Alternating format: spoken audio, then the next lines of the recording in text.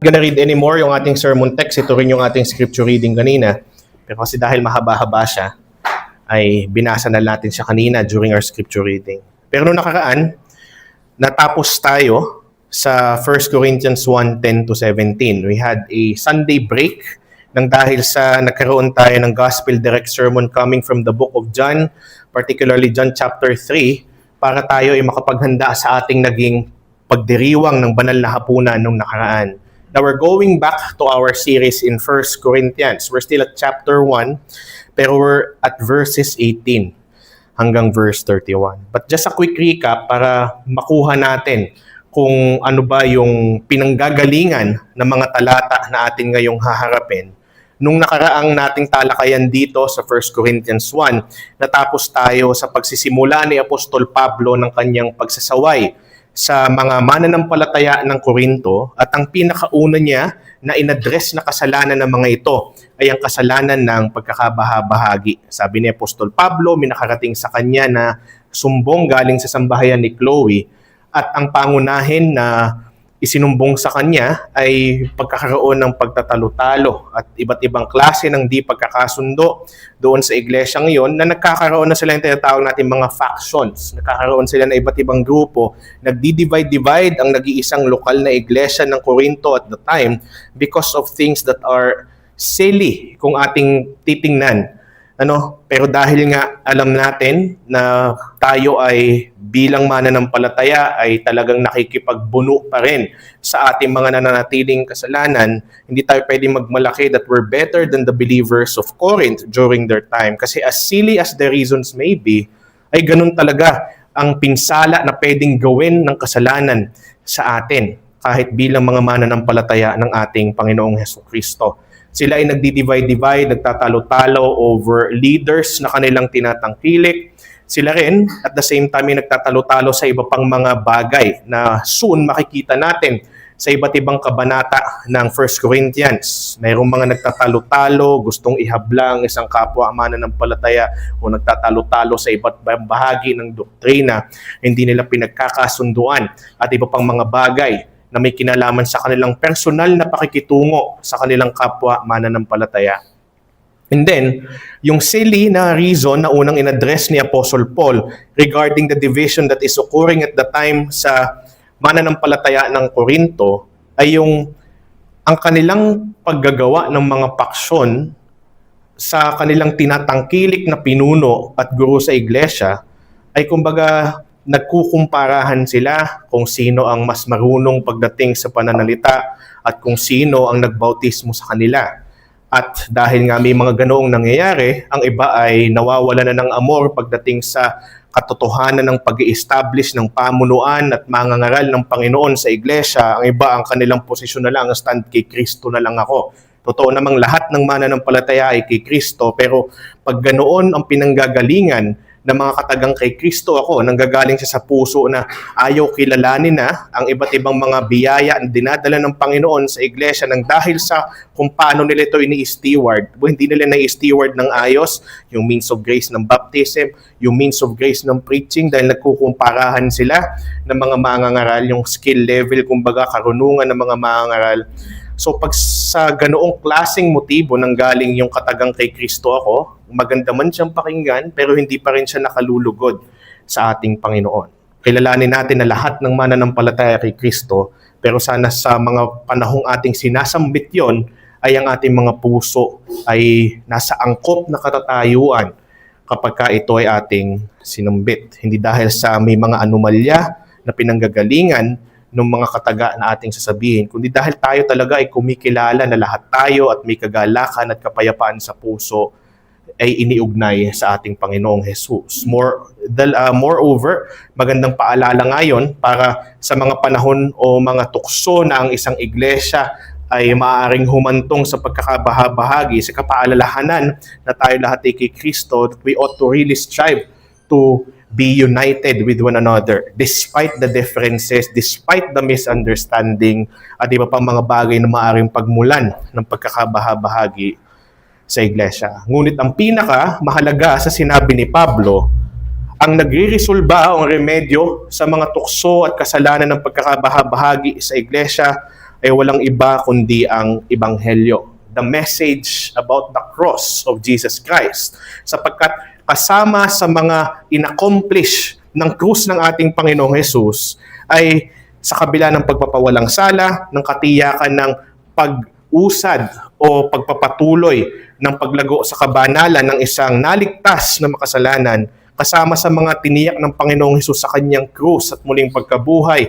ay ang bawat isa sa mga naliligtas ay magiging bahagi, hindi lang ng universal na iglesia, ngunit ng isang lokal na iglesia na kung saan ay patuloy na nasa ilalim ng pagiging Pangulo ng Panginoong Hesus at magiging nasa pangangalaga at pagtutustos ng ating Panginoong Hesukristo. Kasama sa pagtubos sa atin ng ating Panginoong Hesus na tayo makabilang sa komunidad na kanyang itinataguyod at kanyang tinutustusan dito sa daigdig. Kaya hindi dapat sa bawat nating pag-aayos ng iba't ibang klase ng hindi pagkakaunawaan, ito man ay may kinalaman sa doktrina o mga personal na hindi pagkakaunawaan sa loob ng iglesia, hindi maaaring mangyari ang pag-uusap sa pag-aayos sa mga bagay na ito nang hindi natin ginagawang angkla at wala tayong paalalahanan ng ebanghelyo ng ating Panginoong Hesus. Kaya nga naging mensahe natin noong nakaraan, ang nag-iingat sa iglesia na magkabahabahagi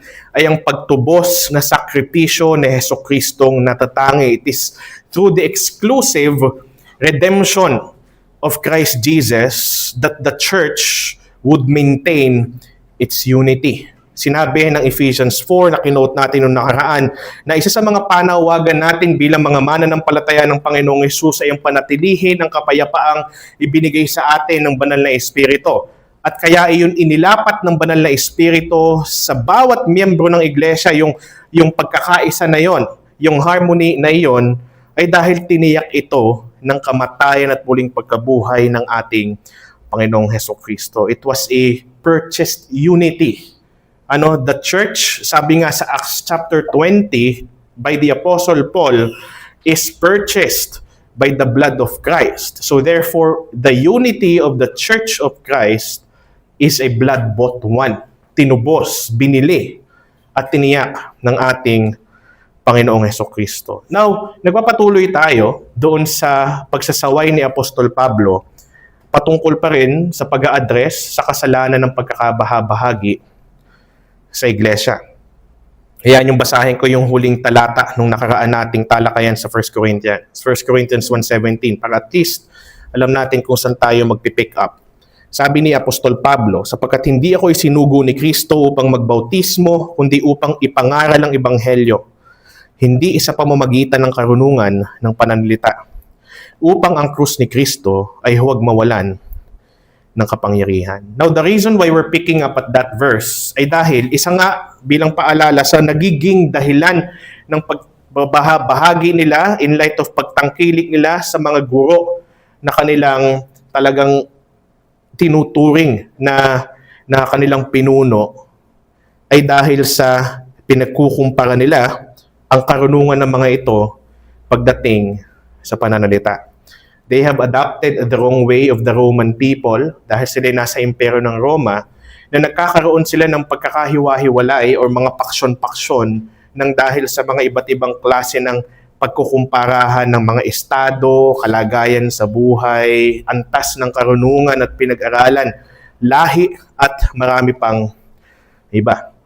At sa pag-address ni Apostle Paul doon, you're dividing over leaders because of yung level of eloquence nila sa pananalita, because of who baptized you, ay ididetalye pa ni Apostol Pablo at i-address niya kung gaano kawalang o kahangal, kung gaano isang kahangalan, maaaring hindi sa pamantayan ng sanlibutan, ngunit sa kalooban ng Diyos, na ang isang mananampalataya o mga mananampalataya ay ituring na basihan ng pagkakabahabahagi sa isa't isa yung mga bagay na kanilang namamataan na mayroon sila.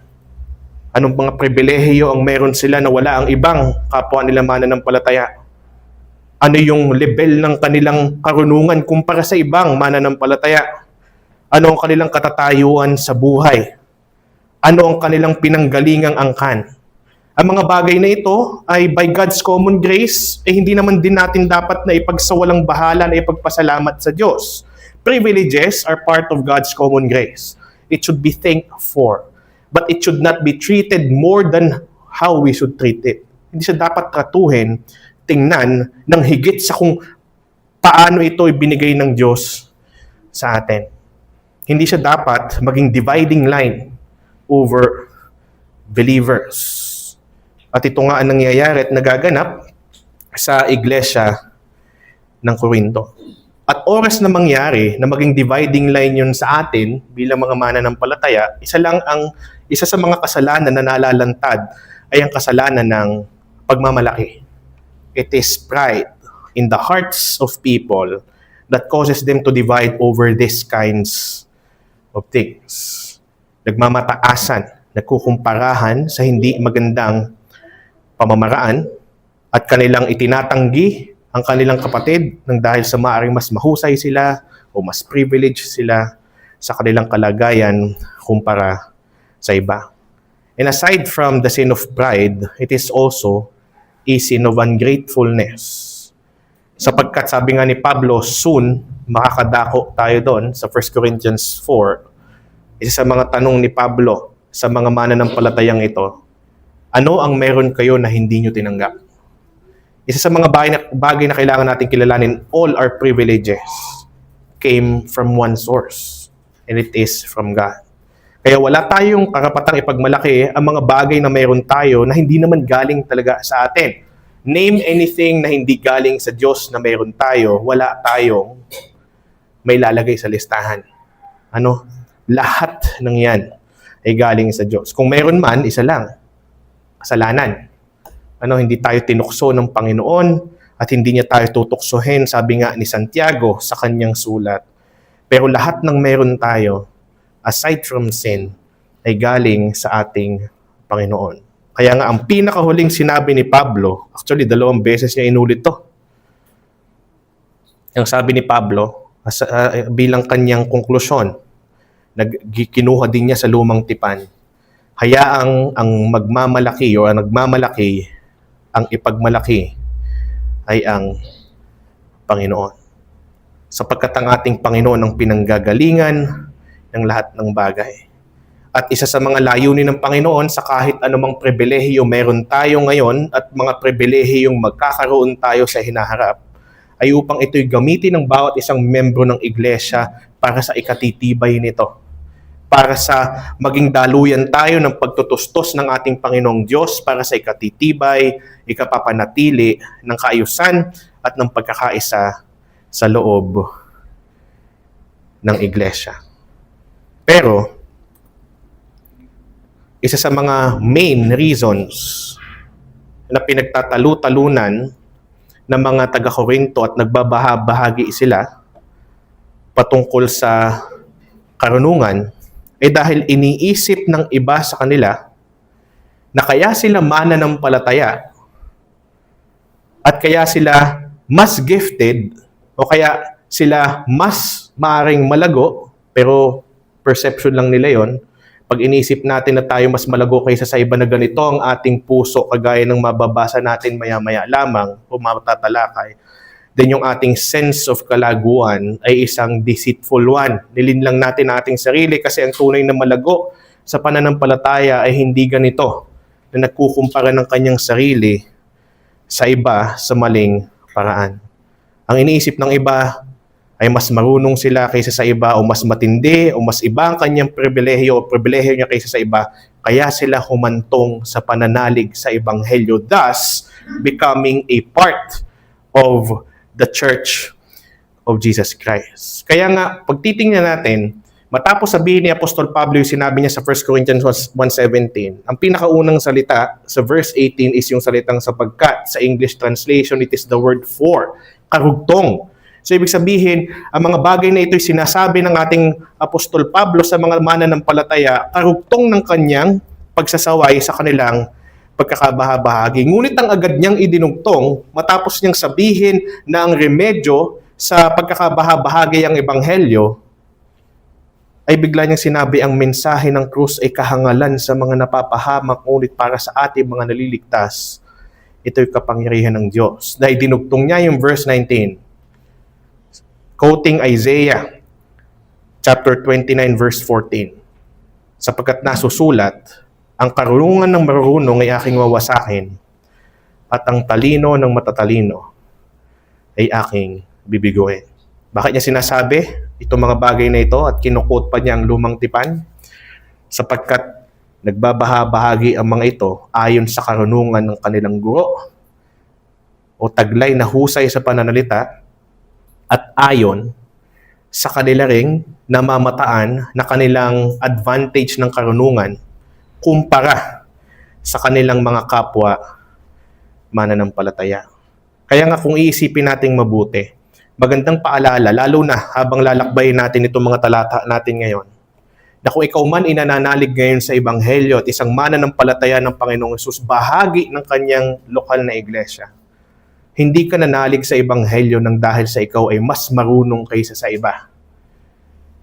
Hindi natin aalisin na maaaring meron tayo mga regalo ng talino ng Panginoong Diyos, pero hindi ito ang basihan kung bakit ka nanalig, kung bakit tayo nanalig, at kung bakit tayo bahagi ng iglesia.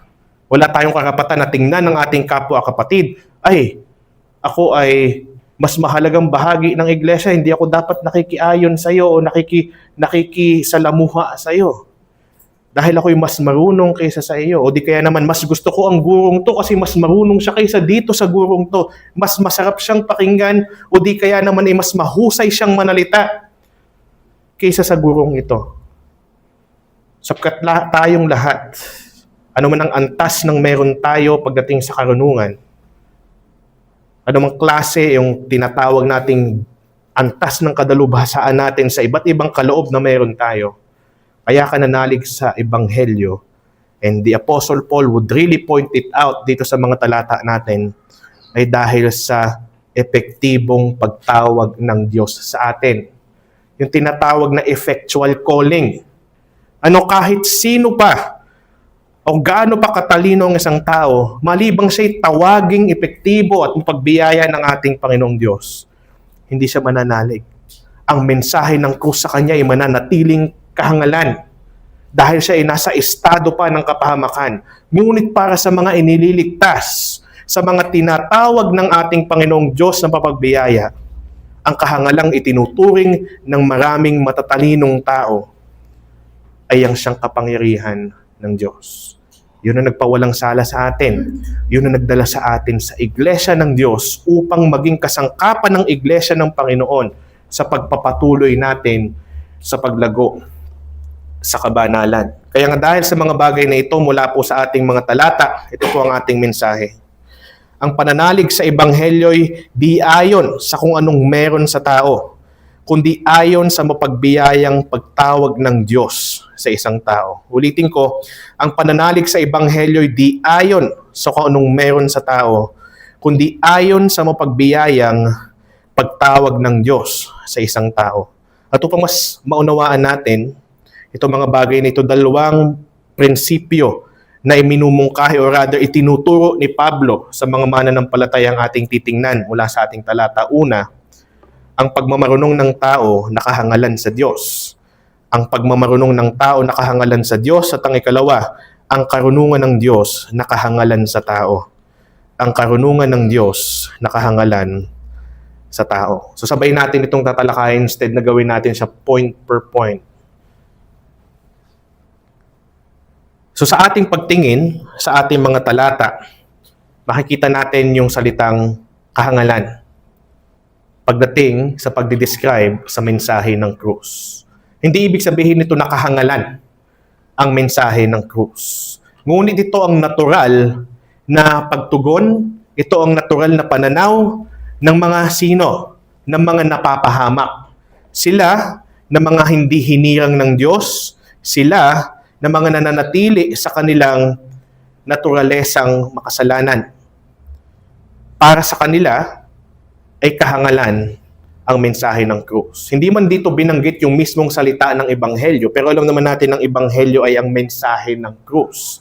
At hindi rin natin tinutukoy yung hugis ng krus o kaya yung kahoy mismo na pinaglagyan kay Kristo, ngunit yung sinapit niya sa krus ng Kalbaryo. Lagi nating paalala sa ating mga sarili, it's not about the sign of the cross or the shape of the cross, but the event of the cross that is central to the message of the gospel. At kaya ito kahangalan ay dahil sa pagtiningnan natin ang mensahe ng krus. Tingnan muna natin yung krus itself. Ang krus or crucifixion ay ang kaparusahang ipinapataw, ang pinakamabigat na kaparusahang ipinapataw sa isang kriminal sa imperyo ng Roma. At ang mensahe ng ebanghelyo ay patungkol sa isang tao na ipinako sa krus, kriminal sa mata ng nakararami. Ngunit sa pamamagitan ng kanyang naging paghihirap doon at naging kamatayan, ipinoproklama ng mensahe ng krus na yun lang ang tanging daan ng kaligtasan. So para sa mga tao, lalo na nung panahong yon, na talagang ang krus ay lantad na lantad bilang kaparusahan sa isang kriminal, iniisip ng mga tao noon, paano ang isang kriminal at ang kanyang pagdurusa sa krus ay makapagliligtas ng kaluluwa at makapagdadala sa Diyos ng isang makasalanan. Hindi ito kumbaga yung inaasahan ng mga tao na magiging itsura kumbaga o pamamaraan ng Diyos ng pagliligtas ng isang makasalanan. Noong mga panahong una ay mayroon naman ang perception ng mga tao, meron na silang somehow knowledge ng kasalanan. Meron na rin sila na somehow knowledge ng Panginoong Diyos. Ang problema, what knowledge they have or whatever knowledge they have, it falls short of who the true God is, and it falls short of the true wisdom of God. It falls short of the true character of God at marami pang iba. Kaya nga, some of them may acknowledge na may Diyos, kaya nga ang iba sa kanila, lalo na ang Roman Empire, ay nagkaroon ng mga tinatawag natin na pagdami o karamihan ng Diyos. Para sa kanila, ang Diyos ay hindi lang yung isa, marami. At ang mga katangian ng kanilang Diyos ay kagaya rin ng sa kanila. At ang kanilang mga Diyos ay maaaring gumawa ng mga iba't ibang klase ng anomalya. Dahil hindi nila alam na ang Diyos ay iisa lang at ang nag-iisang Diyos ay sakdal sa kabanalan at hindi maaaring gumawa ng kahit anong kasalanan o anumang anomalya.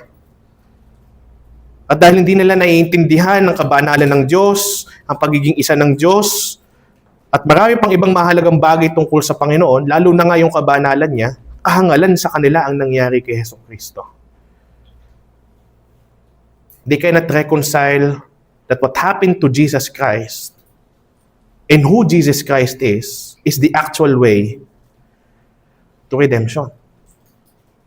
At mind you, malibang tayo ay tinawag ng Diyos, ganun din ang ating pagtingin sa mensahe ng krus. Isa ring kahangalan.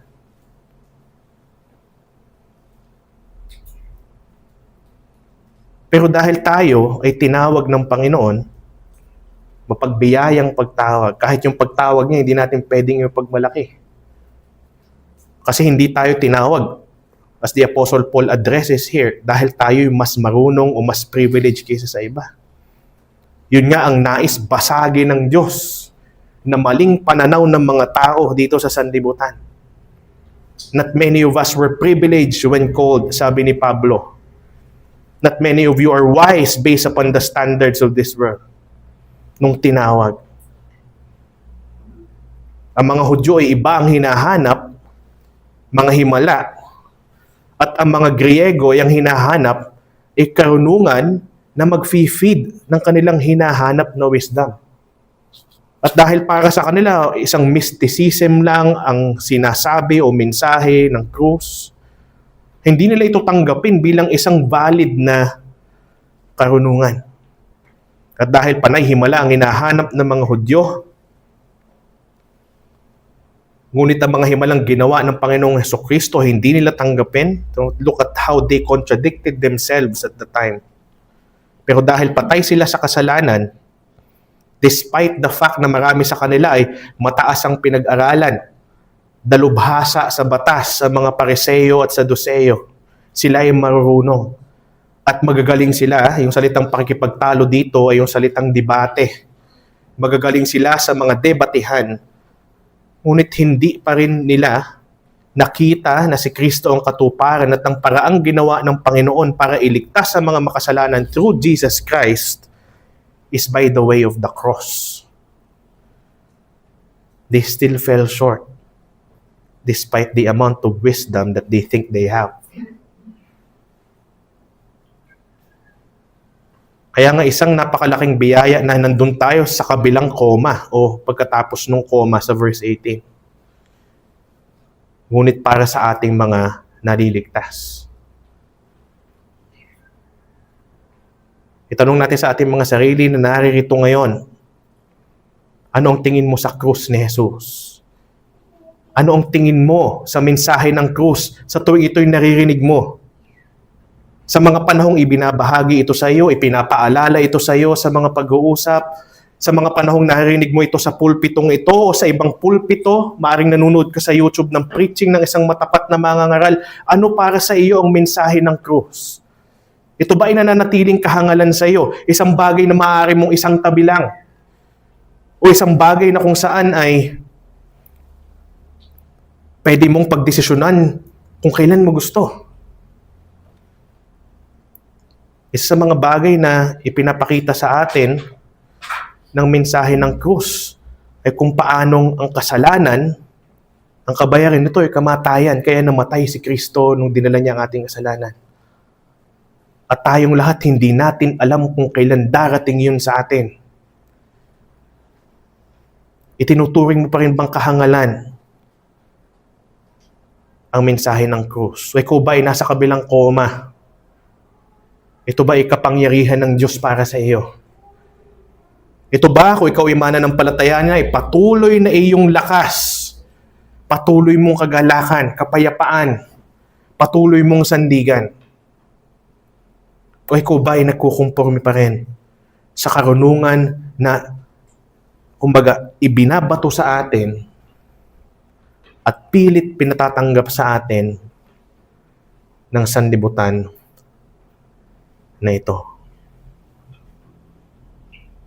Nasa saan tayo sa mga talata na ito na ating tinitingnan ngayon? At bumalik tayo doon sa mismong ina-address na kasalanan. Pagkakabahabahagi ng dahil sa privileges at mga antas ng karunungan o mga forma at klase ng karunungan. Sabi ni Pablo, ang karunungan ng marunong ay aking wawasakin at ang talino ng matatalino ay aking bibiguin. Matapos sabihin na ang mensahe ng krus ay kahangalan sa mga napapahamak, ngunit para sa mga naliligtas, ito ay kapangyarihan ng Diyos. Bigla siyang tila naghahamon pero hindi siya nag-aamok ng away. Siya ay naghahamon but not para makipag-away but to convict people. Nasaan ang taong marunong? Sapagkat sa mga mananampalataya ng Korinto, may mga taong ang tingin nila ay talagang napakataas ng kanilang karunungan. Nasaan ang dalubhasa sa batas? Dahil ang mga mananampalataya rin ng Korinto ay may mga nakakasalamuha ng mga Pariseo. Nasaan ang magaling makipagtalo ng kapanahonang ito? Dahil nga ang mga mananampalataya ng Korinto ay mga Griego, ang mga Griego ay mahilig sa ganitong klase ng mga diskusyon at mga pagdidebate. Kung matatandaan nyo sa Acts 17, pagpasok ni Apostol Pablo sa syudad ng mga Griego, ay ang mga nangyayari noon ay may nagtatalo, nakikipagtalo sa kanya mga Stoics, may nakikipagtalo sa kanya mga Epicureanist, at nasa iba't ibang klase ng filosofiya ng mga Griego. Ngunit ito ang sabi ni Pablo matapos niyang hamunin ang mga mananampalataya. Hindi ba't ginawa ng Diyos na kahangalan ng karunungan ng sanlibutan?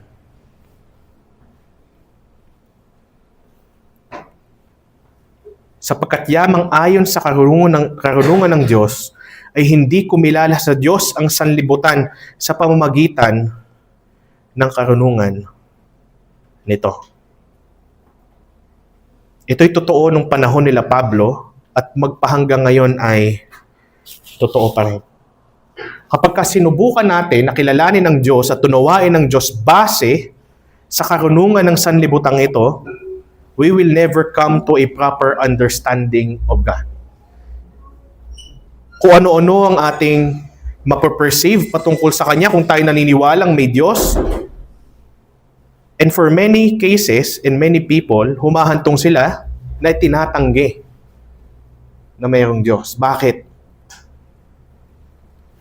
Pag hindi karunungan ng langit ang ating pinagbasihan upang kilalanin ang Diyos na nasa langit, at ang ginamit nating basihan para subukang kilalanin ang magpakailanmang Diyos ay ang pamantayan at karunungan ng daigdig na ito, hindi natin siya talaga makikilala. At ang pangunahing karunungan na dapat meron tayo at dapat nating yakapin upang makilala natin ang tunay na Diyos ay ang Ebanghelyo. Tama ba? Kasi pag wala ang mensahe ng Ebanghelyo at hindi natin kinilala ang mensahe ng Ebanghelyo bilang natatanging paraan upang makilala ang tunay na Diyos, everything else will fail. Sa dinami-rami ng sobrang tatalinong tao dito sa mundo na tinatawag ang kanilang sariling mga atheists,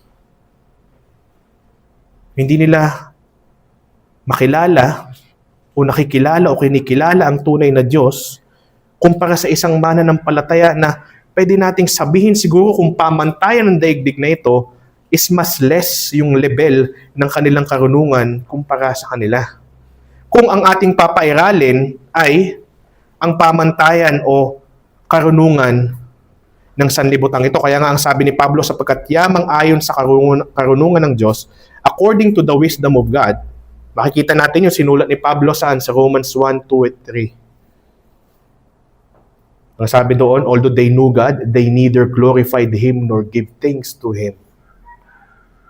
Nasaan yun? Nasa karunungan galing sa Diyos. Ang sabi ng karunungan galing sa Diyos, ang mga tao ayon sa karunungan ng sanlibutan ito ay hindi kumilala sa Diyos. Dahil para sa kanila ang karunungan upang makilala ang tunay na Diyos ay isang kahangalan. Kaya sinabi ni Pablo, minabuti ng Diyos na sa pamamagitan ng kahangalan ng pangangaral ay iligtas ang mga sumasampalataya. At ang tinutukoy ditong pangangaral ay ano? Ang pangangaral ng krus ni Kristo. Kaya nga sa verse 23, subalit ang Kristong ipinako sa krus ang ipinapangaral namin. Ngayon balikan natin yung konsepto o katotohanan ng karunungan na makukuha sa Ebanghelyo na hahantong sa tamang pagkilala sa Diyos. Ano ang pinakauna nating mapoperceive? Pag tiningnan natin ang mensahe ng krus ni Kristo patungkol sa Diyos, ang pinakauna natin mapoperceive ay ang pinakamahalaga niyang katangian. Ano? Yung kabanalan niya. Kung meron mang isang bagay kaya hindi makilala ng tao ng tama ang Diyos, ay dahil hindi nila makilala kung gaano siya kabanal. Na ang pinakamahalagang katangian at pangunahing katangian ng Diyos ay ang kanyang kabanalan. Dahil pag tiningnan natin ang sinapit ni Jesucristo, sa oras na tayo ay lantaran ng mensahe ng krus, what happened to Christ is the result of the holiness of God. Bagamat walang kasalanan itong tinuturing na kriminal ng maraming tao noon, pero dahil siya nagbitbit ng kasalanan ng mga taong magsisisit sasampalataya sa Kanya, yung sinapit na pinsala at kamatayan ni Kristo na napakarahas at hindi maikukumpara sa kahit anong karahasan na naganap na sa sanlibutan ito, ipinapakita nung kung gaano ang Panginoon ay banal, sakdal sa kabanalan, at hindi maaaring kanya na lang palampasin ang kahit anong salungat sa kabanalan niya, at yun nga ay ang kasalanan. And once people come to a proper understanding of that by looking at the cross of Christ, it leads them to the proper understanding of the holiness of God. Yun ang umpisa eh. Kaya nga sa pangangaral ng Ebanghelyo, the very first thing na kailangan nating isiwalat sa mga tao ay ang kabanalan ng Diyos. Kasi hindi natin maiintindihan ng biyaya ng Diyos ng tama, ng hiwalay sa kabigatan at kataasan ng kabanalan ng Diyos. Pagkatapos nun, makikita natin ang ating desperado at miserableng kalagayan. Dahil sa harapan ng banal na Diyos, tayo ay laging sasala sa pamantayang kanyang itinaguyod. Inilikha tayo ng Diyos na wangis ng kanyang imahe. He will never be satisfied with anything falling short of perfection. What it means to be created in the image of God is to be morally perfect. To be perfect. But we failed. We fell. Kaya pag tinignan natin ang kabanalan ng ating Diyos through the cross of Christ, as we look at Christ who bore our sins, makikita natin ito ang aking sasapitin sa kamay ng banal na Diyos habang buhay o magpakailanman. Hanggang sa malantad sa atin ang biyaya ng Diyos sa pamamagitan ng parehas na mensahe ng krus. Wala tong kasalanan. Ba't siya naroon? Ba't siya ang pininsala at pinaslang? Oo, naroon na tayo't banal ang Diyos. Walang kasalanan to, pero nagbitbit siya ng kasalanan ng mga magsisisi at sasampalataya sa Kanya. Ito ang kahihinatnan ko, magpakailanman sa kamay ng banal na Diyos, malibang ito ang kaparusahan ko. Itong nasa mensahe ng krus ni Kristo. Malibang ito ang kabayaran ko. Malibang ito ang katubusan ko. Malibang siya inaparito dahil hinalilinan ako. Ang taong nakapako sa krus na iyon ay ang tunay ding Diyos na nagpakababa. At ang panawagan ng mensahe ng krus ay magtiwala ka o magtiwala tayo sa ginawa ng ating Panginoong Hesukristo para sa kapatawaran ng ating kasalanan upang ang hatol na dapat ay papatak sa atin ay nasaid na kay Kristo Jesus doon sa krus na iyon. Pero sa karunungan ng tao, ito ay para sa kanila isang malaking laughing stock. Isang malaking katatawanan. Isang produkto ng imahinasyon. Meron ngang ibang relihiyon na itinatanggi nilang ipinako si Kristo sa krus. Hindi natin pwedeng ihiwalay kay Kristo ang nangyari sa Kanya sa krus. That's the reason why He came. Ang iba naman ay nagtatalo-talo kung anong hugis ng krus. Hindi naman dapat pagtalo-talunan iyon. Dahil at the end of the day, the cross is not about the shape, it's about the event. Para lang masira ang mismong esensya ng mensahe ng krus na siyang karunungan upang tayo ay magkaroon ng tamang pagkilala sa ating Panginoon. Kung ano-anong hinahanap kagaya ng mga Hudyo na pilit humihingi ng mga himala, mga Griego na naghahanap ng karunungan na kanilang lulunukin at kaya nilang tanggapin. Karunungang naaayon sa kanilang mga makamundo at makasanlibutang karunungan. Ngunit na natiling ang ipinako sa krus na Hesukristo ang ipinangaral ni Pablo at patuloy na kanyang ipinapaalala sa mga ito. Because the believers should be over that. Ibig ko sabihin na tapos na. Pagdating sa pagsasabuhay ng mga bagay o karunungan na ayon sa pamantayan ng sanlibutang ito. Going back to their division para mag-divide sila ng dahil sa antas ng karunungan. Kahit kinikilala nila ang mensahe ng krus, is to defy the message of the cross. Kasi yun nga ang binabasag ng mensahe ng krus. Nang itinuturing na kahangalan, ngunit karunungan ng Diyos ang dapat nating panghawakan. At ang itinuturing na karunungan ng sanlibutan na kahangalan naman sa Diyos ang dapat nating ibinabasura. Lahat ng makasalanan, anuman ang pribilehyo nila ay pantay-pantay sa paanan ng krus. Pare-parehas makasalanan. Pare-parehas nararapat ng paghatol. Kaya hindi natin pwedeng gawing basihan ang ating mga pribilehyo, ang ating mga karunungan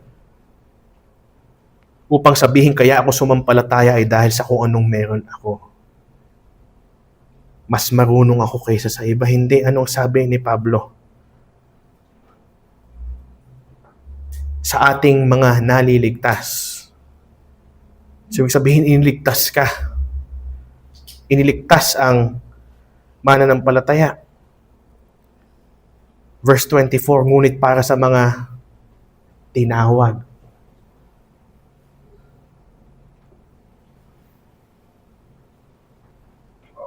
Para sa mga tinawag.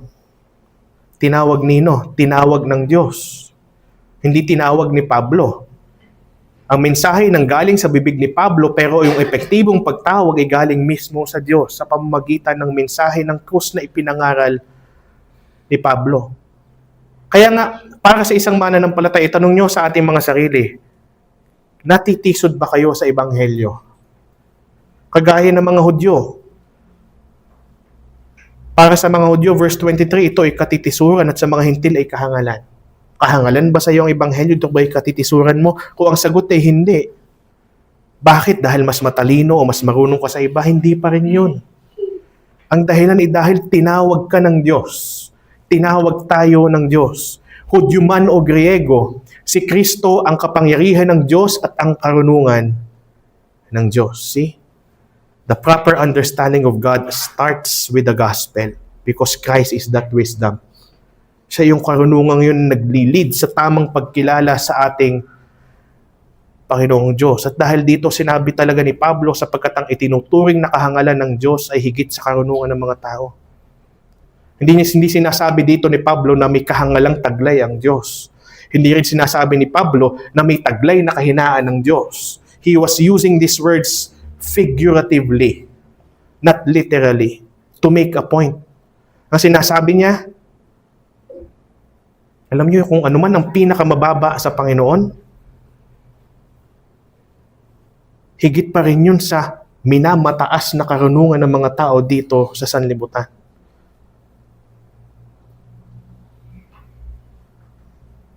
Yun ang naisabihin ni Pablo. The worldly wisdom that we exalt so much is nothing compared to the least or the smallest wisdom that God has. Hindi sinasabing hangal ang Diyos o may kahinaan ang Diyos. And this is now the directing of this reminder sa mga brethren. Mga kapatid, tingnan ninyo ang inyong kalagayan nang kayo ay tinawag. Hindi naman marami sa inyo ang marunong ayon sa pamantayan ng tao. Hindi marami ang makapangyarihan. Hindi marami ang galing sa mararangal na angkan. Totoo yun sa kanila, totoo rin yun sa atin ngayon. At totoo yun sa bawat mananampalataya sa iba't ibang lokal na iglesyang itinataguyod ng ating Panginoong Diyos. Hindi lahat sa atin mga dalubhasa ayon sa pamantayan ng tao. Hindi marami sa atin ang may hinahawakang mga makapangyarihan na mga tungkulin sa ating lipunan. At hindi marami sa atin ang galing sa mararangal na angkan. Hindi ibig sabihin nito na lagi na lang ang binibigyan ng epektibong pagtawag ng ating Panginoon is yung mga, sabihin natin, tinuturing sa lipunan ng less privilege. Si Apostle Paul ay Exhibit A. Sobrang dami ng pribilehiyo ni Pablo. Pero ang Panginoon, kung titingnan natin mabuti, He would usually choose the weak things of this world upang hiyain ang mga nagmamarunong. Hiyain ang tingin sa kanilang sarili ay malalakas. Hiwalay sa Diyos. Hindi naman ibig sabihin nito na hinihiya ng Panginoon talaga ang mga marunong. Baka ang basa inyo ay kilabutan na mag-aral. Kasi hindi na ako mag-aaral, mapahiya ako ng Diyos. Hindi ganoon ang tinutukoy dito ng Panginoon. Ang tinutukoy dito ng salita ng Diyos ay upang hiyain ang tingin sa kanilang sarili ay marurunong apart from God's giving and God's grace. At pinili niya ang mga bagay na mahina ng sanlibutan upang hiyain naman ang mga tingin nila sa kanilang sarili, ipagkalalakas nila. Lalo na ang tingin sa sarili, pagkalalakas nila ng hiwalay sa pagbibigay at biyaya ng Diyos. Pinili ng Diyos ang mga bagay na mabababa. Ito'y para sa pag-rebuke sa mga nagmamalaki at minamaliit sa sanlibutan kahit ang mga bagay na walang halaga upang pawalang saysay ang mga bagay na binibigay ng sobrang halaga na hindi naman dapat. At ano ang dahilan? Upang walang taong makapagmalaki sa harapan ng Diyos. That's the essence of this rebuke. Nagkakabahabahagi sila dahil grabe ang pagpapahalaga nila sa kanilang privileges more than what's appropriate. Ano nangyayari? Nagmamalaki sila. Hindi lamang sa harapan ng kanilang kapwa mananampalataya o sa harapan ng ibang mga tao, ngunit lalo tigit pa sa harapan ng Diyos. And it's causing the church to divide. Babalik tayo dun sa verse 18, mananampalataya ka ba dahil ikaw ay mas marunong kaysa sa iba? Kaya ka nanalig sa Ebanghelyo? Whatever the privileges we may have before we get saved or we got saved, those things mean nothing. Wala tayong may pagmamalaki dahil tayo pare-parehas lang mapagbiyayang tinawag ng Diyos. Kaya walang taong makapagmamalaki sa harapan ng Diyos. And the point is, even in our redemption, even in our disposition. Tingnan nyo yung verse 30. Ngunit dahil sa Kanya, sino yung Kanya doon? Dahil sa Diyos. Ngunit dahil sa Kanya, kayo ay iniugnay kay Kristo Jesus. Pagdating sa kasangkapan na itinaguyod ng Diyos, what unites us to Christ? Ang sagot is faith. Tama ba? Faith unites us to Christ. Pero dito natin makikita that even though yun yung kasangkapan that unites us to Christ, hindi pa rin natin may pagmamalaki yung ating faith na yun. Dahil malinaw na sinabi ni Pablo, ngunit dahil sa Kanya kayo'y iniugnay kay Kristo. Naalala niyo Ephesians 2:8 and 9? For by grace you have been saved through faith. And then yung faith na yon, that is not of yourselves. It is the gift of God, not of works. Ano yung pinakahuling sinabi? So that no man may boast. Upang walang taong makapagmalaki sa harapan ng Diyos, kahit yung ating naging pananalig sa Ebanghelyo na nagdulot na tayo maiugnay kay Kristo ay galing kanino? Dahil kanino? Dahil sa Diyos. Verse 30. Ngunit dahil sa Kanya, kayo'y iniugnay kay Kristo Jesus. Na sino dapat si Kristo Jesus para sa mga mananampalataya? Una, karunungan. Siya ang karunungang ating kinakailangan upang makilala natin ang Diyos at humantong tayo sa pakikipag-isa sa Diyos. Kapatawaran ng kasalanan, pakikipagkasundo through Christ. Sabi nga ng Colossians, siya ang treasury of wisdom. Christ is. Naging ating katwiran. Hindi tayo makakaharap sa Diyos nang wala tayong katwiran. Ang nagtaguyod at nagsiguro ng katwirang iyon ay ang walang bahid na buhay ni Kristo Jesus, na ibinibilang sa atin ang Kanyang katwiran oras na tayo magsisi ng ating kasalanan at magtiwala sa Kanya lang. Ang kabanalan dito is not progressive sanctification but yung ating sainthood. Definitive sanctification. Although totoo rin naman na ang ating progressive sanctification ay nakaangkla pa rin dapat kay Kristo Jesus. Pero to stick to the context of the text, ang kabanalan ditong tinutukoy ay yung ating katatayuang definido. Sainthood. The reason why we are saints, kasi going back to the context, yung agad ang unang binanggit, tama ba, sa pagbati ni Pablo? Nung ginamit lalo na yung salitang pagtawag. Called to be saints. Tayo ay mga banal ng dahil kay Kristo Jesus. At si Kristo Jesus din, nang dahil sa pagkilos na pagpagpiyaya at pagtawag ng Diyos, ang ating naging katubusan. He is our redemption. At dahil dito sa mga bagay na ito, na muling ipinaalala ni Pablo, anong sabi niya? Kaya hayaang ang nagmamalaki, ang ipagmalaki ay ang Panginoon. Wala namang masamang magmalaki. Sabi ng kasulatan. Actually, ini-encourage nga yun ng kasulatan. As long as ang ating ginagawa sa bawat nating pagmamalaki ay ang pinagmamalaki ay ang Panginoon. At pagka ganun ang ating pagmamalaki, ang Panginoon ang ating ipinagmamalaki, tunay na maiingatan ng isang lokal na iglesia na humantong sa pagkakabahabahagi. Dahil ang kasunod ng pagmamalaki na ang Diyos ay pinagmamalaki ay kababaang loob. Dahil that is an act of looking away at anything that we have and looking to God alone. Dahil lahat ng meron tayo, ano pa man yan, ay galing sa ating Panginoon. Wala tayong may pagmamalaki sa harap niya. Kaya wala rin tayong dapat ipagmalaki sa harap ng mga taong nilikha ayon sa kanyang imahe at wangis. At ito ang magpapanatili ng kaayusan at ng pagkakaisa sa iglesia. Ito rin ang magpapatuloy ng ating paglago sa kabanalan at pagiging kawangis ng ating Haring Pastor, ang ating Panginoong Hesukristo. Kaya nga mali yung ginagawa nila, before I close, na pinagkukumpara nila ang karunungan sa pananalita ng mga guro. Tingnan yung sabi ni Pablo na tatalakayin pa natin, then we'll close here. Mas tatalakayin natin next week. In 1 Corinthians 2, 1-5, yung bungad ng 1 Corinthians 2, mga kapatid, nang pumunta ako sa inyo, hindi ako dumating na nagbabalita sa inyo ng hiwaga ng Diyos ayon sa kahusayan ng pananalita o ng karunungan. So therefore, hindi dapat sila nagdi-divide over teachers in the church. Kaya sabi niya, sapagkat napagpasahan ko noong kasama ninyo ako na walang anumang makilala o walang sino mang ipakilala sa kanila, maliban kay Hesukristo, siya na ipinako sa krus. Ako ngayon nakasama ninyo ng may kahinaan, may takot at matinding panginginig.